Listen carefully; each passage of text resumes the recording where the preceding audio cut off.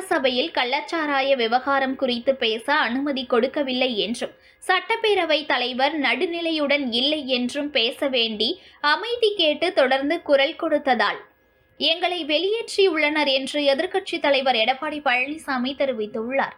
மேலும் மக்களின் பிரச்சனையை பேசவிடாமல் எங்களை ஒடுக்க நினைக்கும் போக்கு கண்டனத்திற்குரியது என்றும் கூறினார்.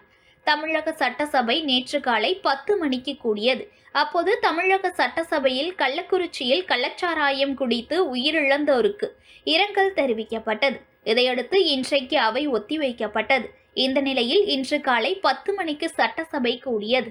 இதில் அதிமுக மற்றும் இதர கட்சிகளின் எம்எல்ஏக்கள் கள்ளக்குறிச்சி கள்ளச்சாராய மரணங்கள் குறித்து கண்டனம் தெரிவிக்கும் வகையில் கருப்பு சட்டை அணிந்து வந்திருந்தனர். கள்ளக்குறிச்சி கள்ளச்சாராயம் குடித்ததில் 48 பேர் பலியாகியுள்ளனர். இந்த சம்பவத்திற்கு ஆளும் திமுக மீது பல்வேறு குற்றச்சாட்டுகளை அதிமுக தெரிவித்து உள்ளது. அவை தொடங்கியதும் இந்த விவகாரம் குறித்து அதிமுக எம்எல்ஏக்கள் விவாதம் நடத்த கோரி சபாநாயகர் அப்பாவுவிடம் கேட்டுக்கொண்டனர். ஆனால் காலை 10 மணியிலிருந்து 11 மணி வரை கேள்வி நேரம் என்றும் கேள்வி நேரம் முடிந்த பிறகு விவாதம் நடத்தப்படும் என்று கூறினார்.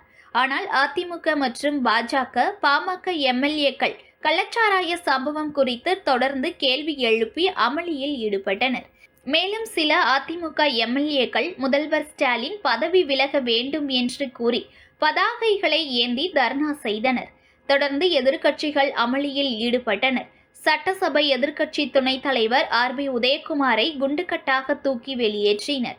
மேலும் அமளியில் ஈடுபட்ட அதிமுக எம்எல்ஏக்களை வெளியேற்றப்பட்டனர். அப்போது கூறிய அப்பாவு விவாதம் நடத்த அனுமதி இல்லை என்று ஒருபோதும் கூறவில்லை. கேள்வி நேரம் முடிந்த பின்னர் கள்ளக்குறிச்சி விஷச்சாராயம் சம்பவம் தொடர்பாக விவாதம் நடத்தப்படும் என்றுதான் கூறினோம். ஆனால் அவர்கள் தொடர்ந்து அமளியில் ஈடுபட்டதால் தான் வெளியேற்றப்பட்டனர். இன்று ஒரு நாள் அதிமுகவினர் அவையில் பங்கேற்க அனுமதி இல்லை என்றார். இதுகுறித்து எடப்பாடி பழனிசாமி கூறுகையில், உண்மையான செய்தியை மாவட்ட ஆட்சியர் சொல்லியிருந்தால் இவ்வளவு உயிர்கள் பறிபோயிருக்காது. பல உயிர்கள் காப்பாற்றப்பட்டிருக்கலாம். இவ்வளவு உயிர்கள் பறிபோனதற்கு காரணம் அரசாங்கம் என்றார். இதுகுறித்து சிபிஐ விசாரணை நடத்த வேண்டும். இதற்கு மாநில அரசு ஒத்துழைப்பு கொடுக்க வேண்டும்.